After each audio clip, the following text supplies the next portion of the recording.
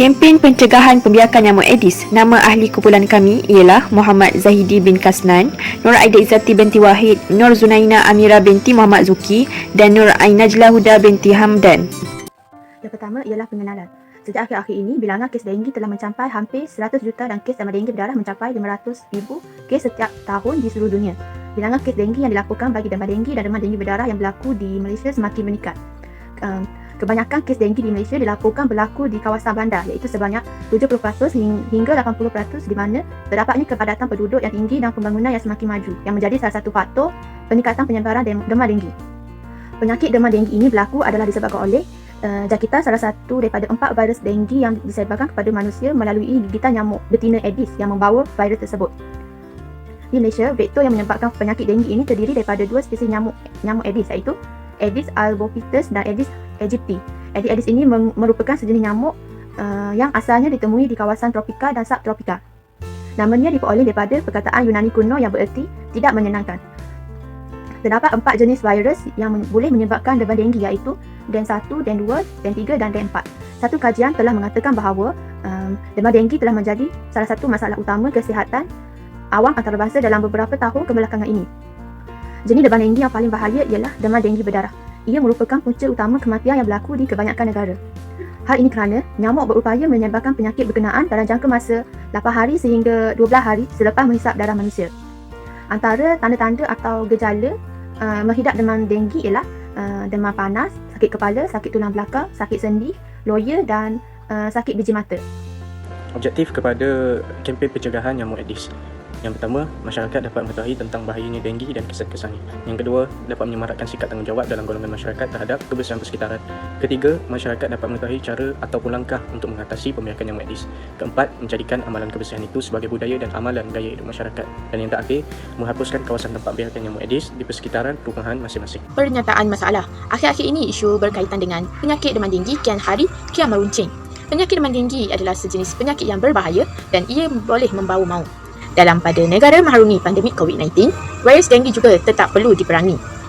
Nyamuk Aedes adalah punca berlakunya demam denggi, di mana demam denggi adalah sejenis penyakit yang berbahaya, ia boleh membawa maut. Jadi disebabkan itu, kempen pencegahan pembiakan nyamuk Aedes ini amat penting bagi menjaga keharmonian dan kesejahteraan masyarakat sekeliling. Jika hal ini tidak diambil serius atau tidak diambil peduli oleh masyarakat, teruk padanya kepada individu, masyarakat dan negara. Hipotesis kempen pencegahan pembiakan nyamuk Aedes. Yang pertama, untuk menilai sejauh mana kesedaran penduduk tentang kepentingan mencegah pembiakan nyamuk Aedes di kawasan tempat tinggal mereka. Yang kedua pula, untuk meningkatkan kesedaran penduduk agar mereka lebih peka dengan kehadiran nyamuk Aedes di kawasan tempat tinggal mereka. Yang ketiga, untuk menggalakkan penduduk mengambil inisiatif tersendiri untuk menghapus tempat pembiakan nyamuk Aedes. Seterusnya ialah SDGs. Matlamat Pembangunan Mampang atau Matlamat Pembangunan Lestari terdiri daripada 17 matlamat yang telah dikemukakan oleh Pertubuhan Bangsa-Bangsa Bersatu. Antara beberapa contoh matlamat tersebut ialah tanpa kemiskinan, tanpa kelaparan, kesihatan yang baik, pendidikan yang berkualiti, kehidupan bawah laut, kehidupan di darat dan sebagainya. Kesemua matlamat ini dapat memberi manfaat yang berguna dan positif kepada manusia dan alam sekitar. SDGs yang kami gunakan dalam kajian kempen pembiakan nyamuk Aedes ini ialah yang ketiga, iaitu kesihatan yang baik dan kesejahteraan. Tujuan utama matlamat ini ialah bagi menjamin kehidupan yang sihat serta mendorong kesejahteraan hidup untuk seluruh masyarakat tanpa mengira perbezaan umur, pangkat dan bangsa. Hal ini diperkatakan demikian kerana semua orang mengimpikan dan mahukan kesihatan yang baik. Pepatah ada mengatakan bahawa kesihatan itu lebih baik daripada harta benda. Jika kita mengalami masalah kesihatan, kita tidak dapat melakukan aktiviti harian dengan selesa. Oleh itu, kami memilih untuk melakukan kajian tentang masalah yang sering berlaku di negara kita, iaitu masalah yang berkaitan dengan nyamuk Aedes. Dengan adanya kempen yang sebegini, secara tidak langsung, masyarakat dapat didedahkan dengan bahaya-bahaya Aedes serta cara untuk menghindarinya. Projek Kelambu untuk mencegah pembiakan nyamuk Aedes. Sejak akhir-akhir ini, bilangan kes denggi telah mencapai hampir 100 juta dan kes demam denggi berdarah mencapai 500,000 kes setiap tahun di seluruh dunia. Demam denggi merupakan penyakit yang disebabkan oleh nyamuk Aedes. Penyakit ini sangat berbahaya kerana boleh membawa maut. Oleh itu, kita harus mengambil langkah-langkah untuk mencegah pembiakan nyamuk Aedes. Aedes merupakan sejenis spesies nyamuk yang ditemui di iklim tropika iaitu Asia Tenggara, khasnya seperti Myanmar, Cambodia, Thailand, Indonesia dan Malaysia serta Filipina. Semuanya negara bermusim panas. Iklim yang panas sesuai untuk nyamuk ini bertelur dan hidup. itu, kawasan yang bertakuan air seperti kaya, longkang tersekat dan akuarium di dalam rumah merupakan tempat-tempat bertelur nyamuk Aedes. Jadi disebabkan isu pembiakan nyamuk Aedes ini sangat berbahaya, kumpulan kami telah bercadang untuk membuat satu projek iaitu membuat kelambu bagi mencegah isu ini daripada berlaku. Berikut merupakan contoh poster bagi projek kami. Bahan-bahan untuk membuat kelambu adalah tali rafia dan gunting. Langkah pertama, kita perlulah mencari tali rafia yang terpakai. Langkah kedua, gunting tali rafia terpakai itu sebesar mana saiz kelambu yang kita mahukan. Langkah ketiga, siapkan kelambu dengan cara mengait atau menyulam tali rafia sehingga menjadikannya satu kelambu. Kita juga boleh menggunakan apa-apa sahaja bahan untuk dijadikan kelambu. Tetapi kumpulan kami memilih untuk menggunakan tali rafia. Asalkan ruang-ruang pada kelambu agak rapat sehingga mencegah nyamuk Aedes daripada menembusnya. Ruang ini juga harus cukup untuk pengaliran udara dari luar ke ruang dalam kelambu ataupun sebaliknya. Langkah keempat, letakkan kelambu di kawasan yang kita mahukan untuk mencegah kehadiran nyamuk Aedes. Dan langkah terakhir, untuk mempercantikkan kelambu itu, tambahlah sedikit hiasan seperti bunga kertas atau apa-apa sahaja. Kesan daripada pembiakan nyamuk Aedes. Yang pertama, jangkitan oleh salah satu jenis virus ini akan memberi imuniti terhadap virus itu sahaja. Seperti mudahnya, jika individu tinggal di kawasan jangkitan denggi, maka mereka boleh dijangkiti lebih dari sekali dalam seumur hidup. Yang kedua, kesannya, virus nyamuk Aedes akan memberi kesan kepada individu seperti demam, suhu badan naik mendadak, ketidakselesaan, kekejangan otot dan sebagainya. Dan yang terakhir, yang ketiga, tanpa kita sedar, kesan daripada virus ini juga boleh membawa kepada kematian ataupun maut. Kebarangkalian seorang yang dijangkiti untuk membawa maut adalah lebih daripada 60% menurut kajian. Faedah dalam pencegahan nyamuk Aedes ialah yang pertama, dapat mengurangkan kelengkungan graf jangkitan dan kematian.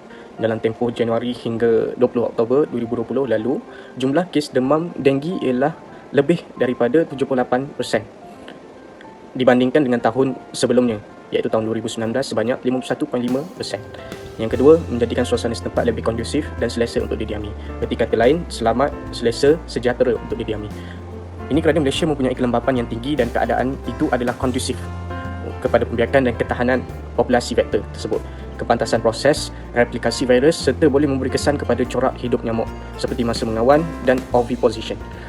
Ketiga, memberi nilai tambah kepada pihak berwajib untuk menyelesaikan masalah-masalah yang lebih utama, memudahkan mereka untuk memberi fokus kepada masalah yang lebih berisiko. Contohnya, misalnya seperti kanser. Dan yang terakhir, kebolehupayaan nyamuk untuk membiak semakin berkurangan dan boleh dibendung. Ini kerana sikap keprihatinan yang ditunjukkan oleh kawasan setempat akan bahayanya nyamuk Aedes ataupun akan bahayanya virus tersebut dapat tersebar luas. Dalam menyiapkan perkasa ini, kami telah mengharungi beberapa cabaran yang kami lalui. Namun semua cabaran ini kami dapat lalui dengan baik hasil daripada kerjasama yang diberikan oleh ahli-ahli kumpulan kami. Antara cabaran utama yang kami lalui ialah kami agak sukar untuk berbincang tentang projek kami dengan lebih terperinci kerana kami tidak dapat bersua muka. Semua perbincangan yang kami lakukan adalah secara atas talian. Yang kedua, aktiviti soal selidik terbatas kerana kami tidak dapat menemu ramah masyarakat setempat tentang kempen pembiakan nyamuk Aedes yang berlaku dengan lebih meluas disebabkan oleh pandemik COVID-19. Assalamualaikum Cik, saya daripada pelajar UMC. Saya akan mengajukan beberapa soalan tentang kempen yang akan kami lakukan. Kempen apa tu? Kempen pencegahan pembiakan nyamuk Aedes. Okey. Boleh saya tahu nama Cik? Nama saya Anissa. Cik Adisa. Cik Adisa dari mana ya? Saya daripada Marang Tekan. Okey. Cik, saya ingin bertanyakan beberapa soalan tentang kempen ini. Bagi Cik boleh beri beberapa pendapat lah untuk saya. Okay, yang pertama, pernahkah Cik jatuh sakit disebabkan gigitan nyamuk Aedes? Saya rasa setakat ni saya tak pernah, tapi family saya pernah. Okey.